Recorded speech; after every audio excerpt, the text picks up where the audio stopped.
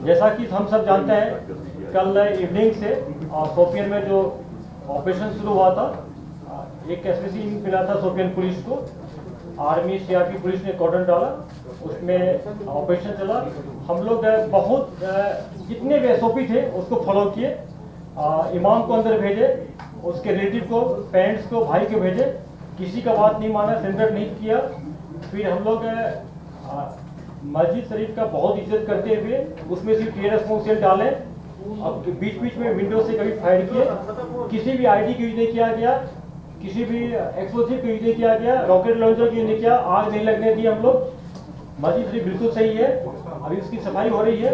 5 के 5 टेररिस्ट मारे गए, लोकल है। उसमें 2 HM का है, 1 LET का है, 2 AGH का है। और उसी टाइम में हम लोग को खबर मिला था कि आप मीडिया लोग भी एक बताए थे सोशल मीडिया पर कि जो इम्तियाज जो है AGH के चीफ वहां से फंसा हुआ है। फर्दर हम लोग उसको डेवलप किए तो पता चला कि इनिशियल कॉर्डन लगते लगते ग्रेनेड थ्रो करके 2 टेररिस्ट भागा है वहां से।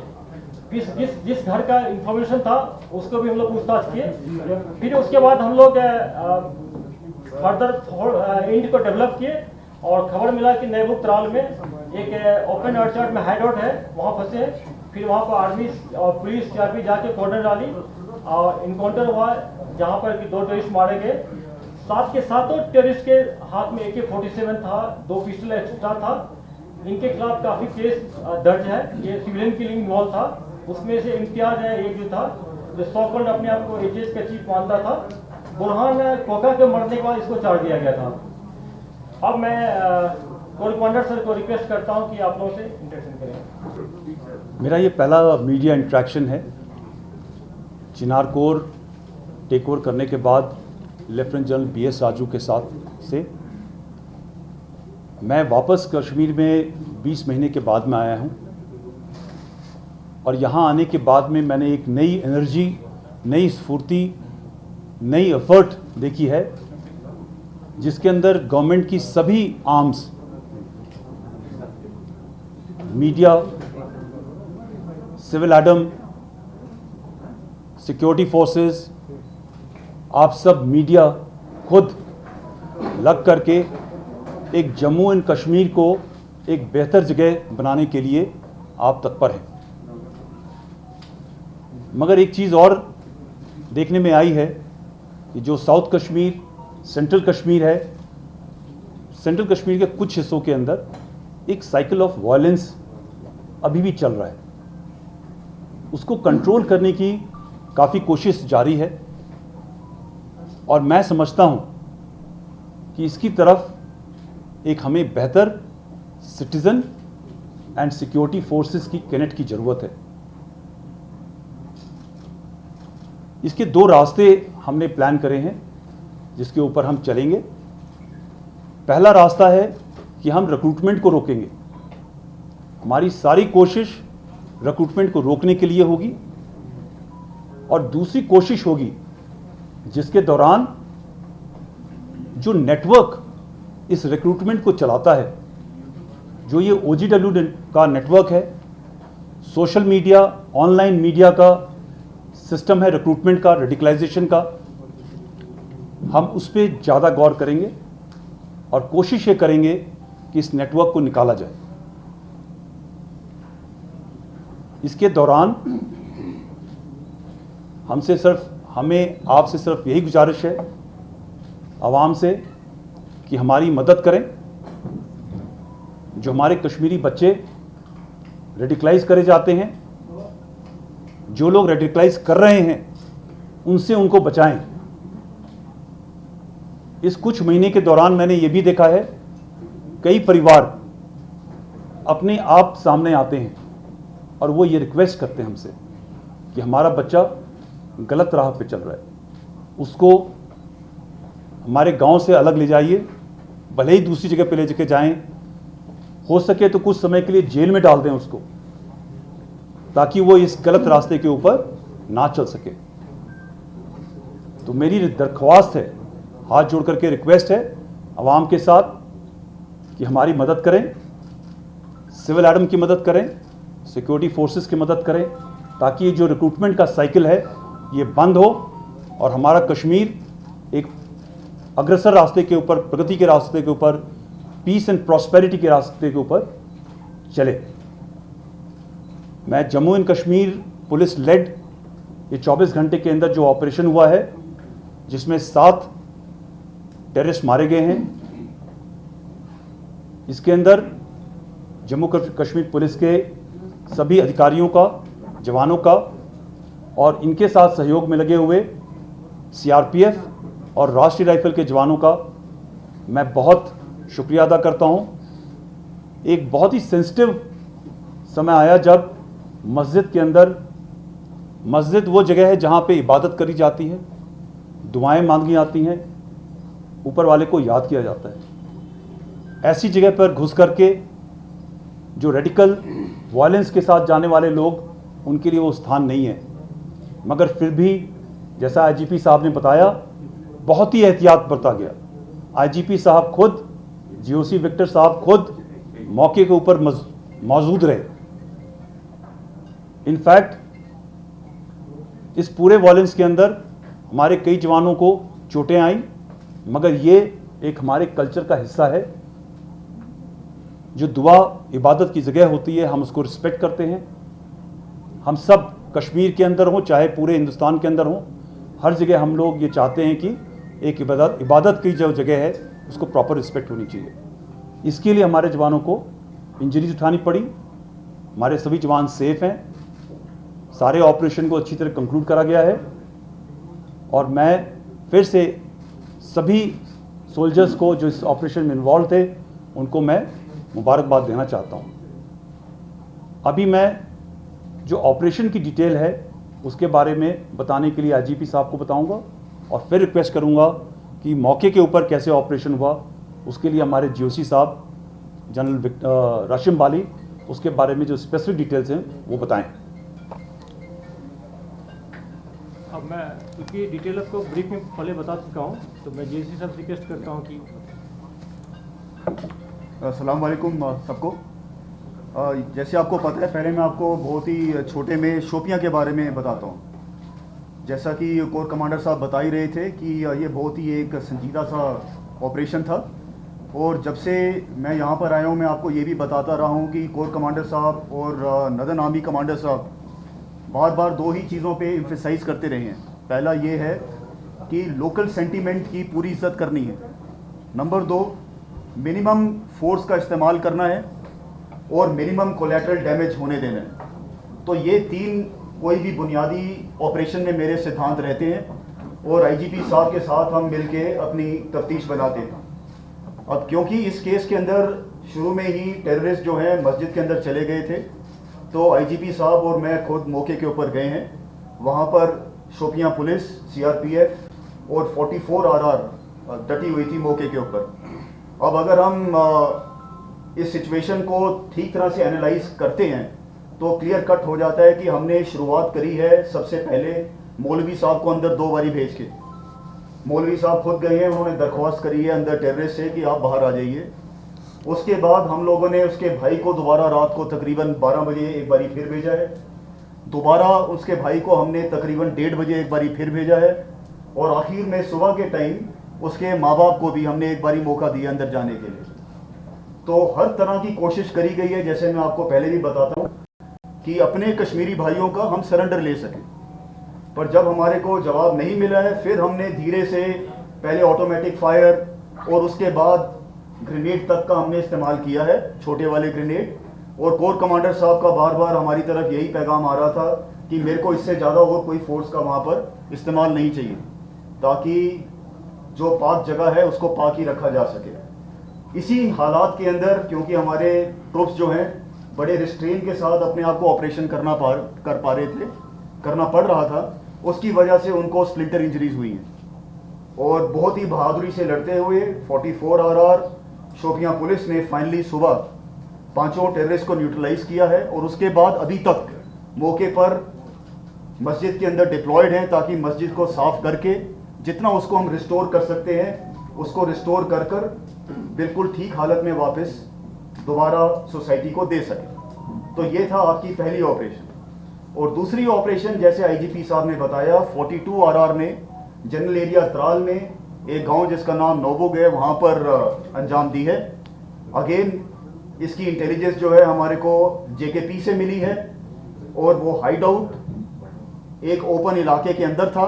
42 RR ने बहुत ही एहतियात बरतते हुए बिल्कुल मिनिमम फोर्स यूज करके वहां पर 2 टेररिस्ट को मार गिराया है। और ये जो एक टेररिस्ट जो गिरा है ये 2019 विंटेज का है और ये सरगना था एक काफ़ी इंपॉर्टेंट ग्रुप का।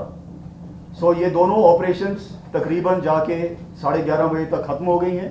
उस इलाके में भी त्राल में भी सफाई और उस इलाके का पूरा हाइड आउट वाली लोकेशन को चेक करना, क्लियर करना, वो सारी ऑपरेशन ख़त्म हो गई है। आप सबके ज़रिए मैं आवाम को साउथ कश्मीर में दोबारा ये भरोसा कोर कमांडर साहब के बिहाफ पे देना चाहूँगा कि Victor force Jammu Kashmir police के साथ कमिटेड है। जितने ज़्यादा से ज़्यादा लोग वापस मेन स्ट्रीम में आना चाहते हैं उतने बच्चों को सरेंडर लेके वापस लाने के लिए, पर अगर हमें मजबूर किया जाएगा और अगर हमारे पास चारा ही नहीं होगा तो हमारे को फोर्स को एक ठीक तरीके से अप्लाई करना पड़ेगा। आपकी तरफ से अगर कोई सवाल हो तो हम लोग उनका जवाब देंगे। सर, ये जो इम्तियाज मारा गया इसकी प्रोफाइल के बारे में कब से एक्टिव था और किस कैटेगरी का था? इम्तियाज हमारे कैटेगरी में ए है और रिसेंटली इसको अपग्रेड करने के A+ में डालने के लिए रिक्वेस्ट किया गया PHQ को। ये 2019 में जुलाई से एक्टिव था।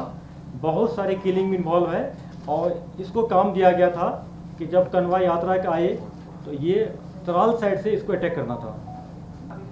आप लोग पिछले 6 मंथ से एक ट्रेंड देखते होंगे कि ये इंटरचेंज कर रहा है, फ्रीक्वेंटली कर रहा है।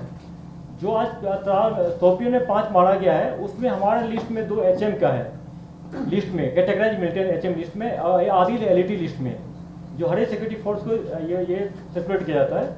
लेकिन AGH के ग्रुप के साथ ये चलता था। इसके पहले भी देखे होंगे कि जहाँ जो नौगाम में अटैक हुआ था उसमें अलबदर का भी था, LET का भी था। तो इनका joint meeting, joint action planning का चलता है और इसी के चलते हम लोग को खबर भी मिलती है। और थोड़ा अभी जैसे आप देखते होंगे कोई LET का टेररिस्ट है तो जेस वाले के साथ भी मूवमेंट कर रहा है। ये नया पैटर्न है, मैंने आप लोगों को पहले भी शेयर किया था कि नया पैटर्न इमर्ज कर रहा है।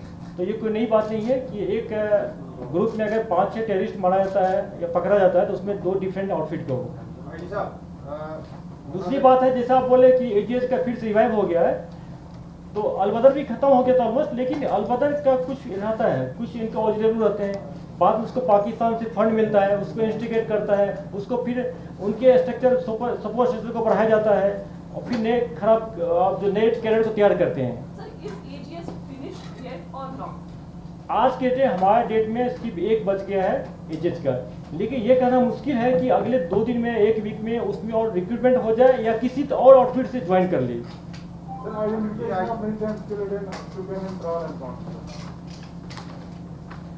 शोपियन में अभी तक 5 में से 4 का आइडेंटिफिकेशन हो गया है। एक मुजम्मिल मंजूर तांतरे है जो अगस्त 2019 एक्टिव था। दूसरा है आदिल अहमद लोन है, यह जुलाई 19 से एक्टिव है। तीसरा है यूनिस अहमद खांडे, यह नवंबर लास्ट ईयर से एक्टिव है। चौथा टेररिस्ट है बासिक इस्माइल बख्शी और ये जून लास्ट ईयर से एक्टिव है। जहाँ तक एक आइडेंटिफाई नहीं हुआ 5 में से, जो नुरबुक त्राल का टेररिस्ट है 2 में से एक आइडेंटिफाई हो गया, इम्तियाज अहमद शाह, यह अप्रैल 2019 से एक्टिव है, रड़सुना त्राल का है। इसके खिलाफ काफ़ी FIR लॉज है, ये किलिंग में इन्वॉल्व है और बहुत सारे किलिंग का इसको जिम्मेदारी दिया गया है। और जैसा मैंने कहा इसको एक ये भी टारगेट दिया गया था जब कनवा यात्रा की आती है तो ये NH पर अटैक करने का टारगेट दिया गया था इसको। देखिए सिंपल बात है, आप लोग एनालिसिस किए होंगे, जो जनवरी से ट्रेंड चला है कि ये सॉफ्ट टारगेट को अटैक कर रहा है। चाहे ये जो अपना श्रीनगर में 2 सिविलियन पर अटैक किया था, पुलिस वाले हमारी दुकान पर खड़े थे वहाँ पर अटैक किया था सॉफ्ट टारगेट को, तो यात्रा भी एक सॉफ्ट टारगेट होता है। लेकिन जैसा मैंने पहले किया कि सिक्योरिटी अरेंजमेंट हम लोग इतना फुल प्रूफ रहेगा, अटैक नहीं कर देंगे। अटैक की बात दूर है, इसके हाइडआउट में घुस को मारेंगे वहीं पर। देखिए ये कहना, एक मिनट, देखिए ये कहना कि अमरनाथ यात्रा इस बार खतरे में है और पिछली बार नहीं थी, गलत है। हमेशा सॉफ्ट टारगेट के ऊपर हरकत होगी और हर बार इनकी कोशिश रहेगी कि हम सॉफ्ट टारगेट के ऊपर अटैक करें। जो प्रोटेक्शन का सिस्टम है वो पूरा उसका फुल इंतज़ाम किया जाएगा और ये यकीन करा जाएगा कि हर साल की तरह इस बार भी अमरनाथ यात्रा पूरी सक्सेसफुल हो। आईजी साहब, शोपियां से कुछ अनकंफर्म रिपोर्ट्स है कि लॉ एंड ऑर्डर सिचुएशन में 3 लोग जख्मी हो गए, उनको अस्पताल में भर्ती किया गया। आपका बिल्कुल करेक्ट, ठीक है। जब हम लोग कॉर्डन लगा रहे थे तो वहाँ पर मिसक्रेंट एलिमेंट काफ़ी स्टोन पेल्टिंग किया था, तो हम लोग को पंप एक्शन यूज करना पड़ा, जिसमें 3 को माइनर इंजरी है, तीनों स्टेबल है। अब इसमें 2 सवाल और है। पहला कि क्या हम ये रिपोर्ट कर सकते हैं, क्योंकि परसों का मतलब हालांकि आपके यहाँ से स्टेटमेंट तो नहीं आया, किसी लोकल न्यूज एजेंसी को अपनी स्टेटमेंट दिया था कि ये चीजें रिपोर्ट करनी नहीं है, तो किस हद तक नहीं करनी है? क्योंकि देखिए आप लोग, मैं बार-बार कहता हूँ, मैंने अपने डिस्ट्रिक्ट एसपी को रिटर्न ऑर्डर लिख के दिया है। कोई ये शर्माने छिपाने की बात नहीं है। क्या करना है पुलिस को, क्या करना है मीडिया को। मेरा कहने का मतलब ये था, ये सुप्रीम कोर्ट ऑनरेबल कोर्ट का भी ये जजमेंट है कि लाइव इनकाउंटर पर लाइव कवरेज आपको नहीं करने दिया जाएगा। क्यों नहीं करने दिया जाएगा? पहला ये है, अगर बुलेट आती है मिलिटेंट का या सिक्योरिटी फोर्स का तो आपको भी लग सकती है। दूसरा कारण है कि हमारे फोर्स ट्रूप जो फाइटिंग कर रहे हैं वो डिस्ट्रैक्ट होगा। आप फोटो खींचेंगे तो वो डिस्टर्ब होगा, हो सकता है कि उसका अटेंशन डाइवर्ट हो जाए, टेररिस्ट का उसमें फायर आ जाए। तो हमारे जो बोनाफाइड ड्यूटी है उसमें आप इंटरफेयर कर रहे हैं, इसलिए नहीं करना पड़ेगा आपको। तीसरा है कि उस लाइव कवरेज से अगर और कहीं लॉ एंड प्रॉब्लम हो जाए, लोग इंस्टिगेट हो जाए, तो ये सारी, चौथा है कि इससे इंटरनल सिक्योरिटी पर इम्पैक्ट पड़ता है। ये कानून वेल वेटेड, लीगली हम लोग वेल वेटेड करके आपको एडवाइस दिए और अपने एसपी को इंस्ट्रक्शन दिए कि आप लोग नहीं करेंगे। दूसरा बात है, इनकाउंटर साइट पर आप लोग नजदीक नहीं जाए। आप लोग शिकायत करते हैं कि पुलिस वाले हमको पिटाई करता है, आप वीडियो भी रिलीज करते हैं, तो आप क्यों जाते हैं इनकाउंटर साइट पर जहां फायरिंग हो रही है? आप वेट कीजिए, बाहर कीजिए, आपको डिस्ट्रिक्ट एसपी वहां पर जाकर आपको ब्रीफ करेंगे आपको। तो टोटल कितनी इंजरीज कितनी है? टोटल एक ऑफिसर को स्प्लिंटर इंजरी लगी है, तकरीबन दोनों आईब्रोज के बीच में माइनर इंजरी है, और उसके अलावा 3 और जवानों को माइनर स्प्लिंटर इंजरीज लगी। ओके, मैंने ये नहीं कहा कि इंक्रीज हो गया है, मैंने ये कहा है कि साइकिल ऑफ वायलेंस चल रहा है और रिक्रूटमेंट इस साल कम है। हमारी यही कोशिश है कि ये रिक्रूटमेंट और कम करी जाए ताकि जो जवान बच्चे हैं, जवान लड़के हैं, वो टेररिस्ट के रैंक में न जाए। तो नफरी कम है, इस साल की भी नफरी कम है, और मुझे यकीन है कि जिस तरह गवर्नमेंट यहाँ पे काम कर रही है, सिविल एडम काम कर रहा है, सिक्योरिटी फोर्सेस वाले काम कर रहे हैं, उस तरह ये रिक्रूटमेंट की नफरी हर साल कम करती जाएगी। देखिए आप ना, इसको जो ऑपरेशंस हैं, अमरनाथ यात्रा, टूरिज्म, ट्रेड से लिंक मत कीजिए। कोई भी आदमी स्टेट के खिलाफ हथियार उठाया जाएगा, उसके साथ में ऑपरेशन होगा, कांटेक्ट ऑपरेशन होगा, अपॉर्चुनिटी देंगे, लोकल होगा, उसको सरेंडर के लिए, नहीं मानेगा तो उसको न्यूट्रलाइज करा जाएगा। इसका अमरनाथ यात्रा से या इससे और उससे कोई कनेक्शन नहीं है। जनवरी के महीने में होगा, फरवरी के महीने में होगा, जब कोई हथियार उठाएगा उसको हमने न्यूट्रलाइज करना है।